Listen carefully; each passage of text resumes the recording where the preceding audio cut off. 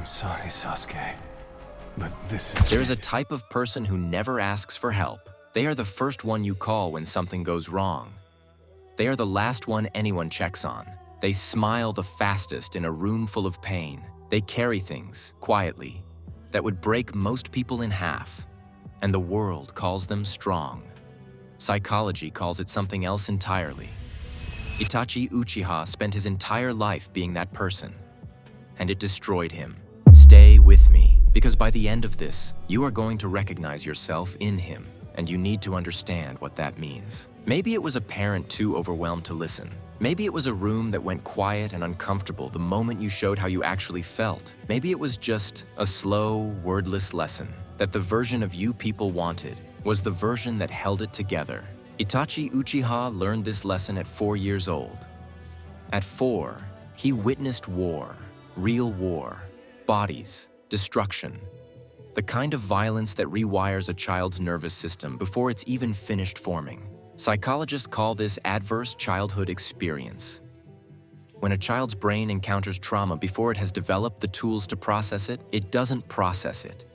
It stores it, sealed away, unfelt, waiting. By age 7, Itachi had surpassed shinobi twice his age. By 10, he had Jonin-level chakra control. By 11, he was Anbu captain. The world looked at this child and saw power. Nobody looked at this child and asked, "How are you doing?" Right now on TikTok and Reddit, there is a massive conversation happening about something called high-functioning depression.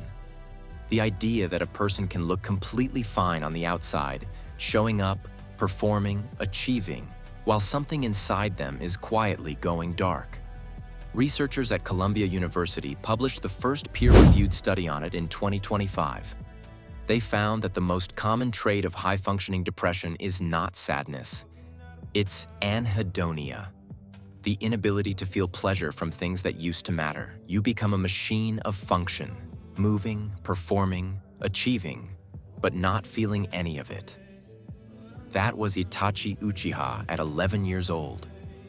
A machine built by a world that needed his power and never once stopped to check the cost. There is a concept in psychology called a secure attachment figure. It means one person in your life who makes you feel safe enough to be real. Not the version of you that performs, not the version that holds everything together. The actual you, the one underneath the role. For Itachi, that person was Shisui Uchiha, his best friend, the only one who looked at Itachi the prodigy and still saw Itachi the person. Shisui once asked Itachi a question. He said, "When you achieve all of this, who are you doing it for?" That question mattered because Itachi himself didn't know the answer. He had been performing the strongest for so long, he had forgotten who he was underneath it. And then Shisui was gone. Betrayed, murdered, by the very institution Itachi served. Here is what psychology says about losing your only secure attachment figure. When the one person who made you feel safe disappears, the brain does not grieve normally. It goes into what researchers call emotional foreclosure. You don't cry. You don't fall apart. You go cold. You go functional. You build a wall and learn to call it composure. Think about the people in your life who seem untouchable, who always have it together, who never break. Ask yourself, when did they lose their Shisui? Age 13. The elders gave Itachi a choice. End the Uchiha coup, or watch a civil war tear the village apart and bring every innocent person down with it. There is no psychological framework designed for that choice. No therapy that prepares a 13-year-old for that wait. Psychologists have a term for what happened to Itachi after that night.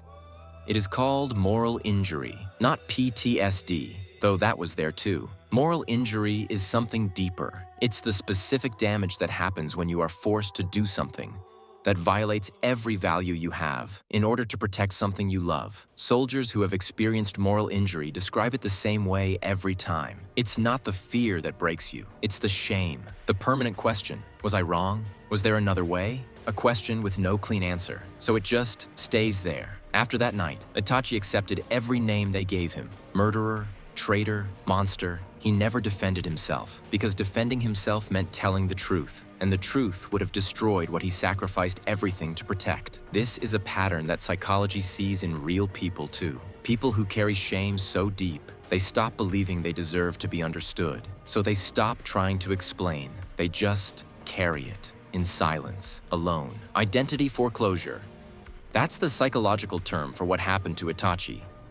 It describes what happens when a person permanently commits to a role, without ever being allowed to explore who they actually are outside of it. Itachi was never allowed to just be Itachi. He was always the weapon, the prodigy, the protector, the villain, the sacrifice. And here's what identity foreclosure does long term. You lose the ability to separate yourself from the role. The mask doesn't come off at night. It fuses, until there's no face underneath anymore. There is a 2025 Stanford study on emotional suppression that found something haunting. People who suppress their emotions consistently don't just hide their feelings from others. They start hiding them from themselves. They stop being able to identify what they actually feel. Everything just becomes noise, background static that they've learned to function over.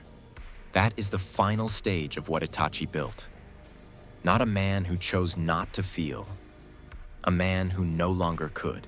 I need you to step outside of Naruto for a moment, because this is the part that actually matters. You are watching this for a reason. Maybe you are the person in your group who is always okay, the one who everyone calls when things go wrong, the one who listens, who shows up, who fixes things.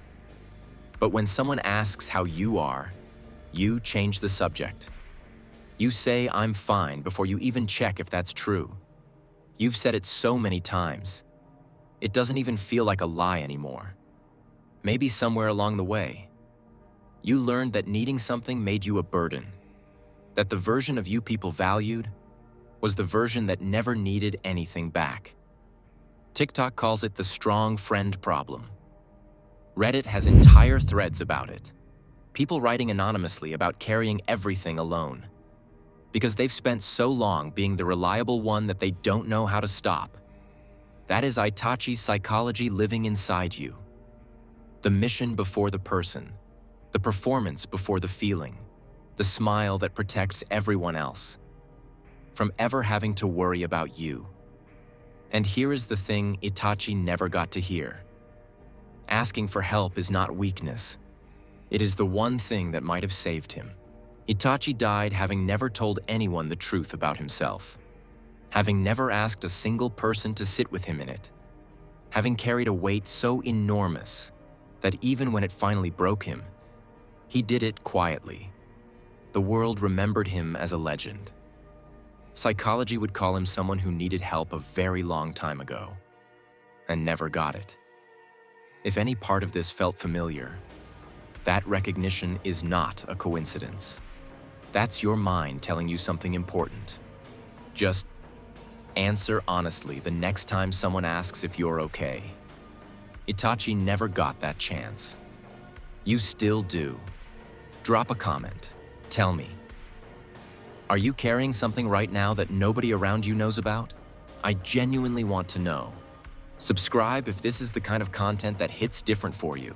I'll see you in the next one.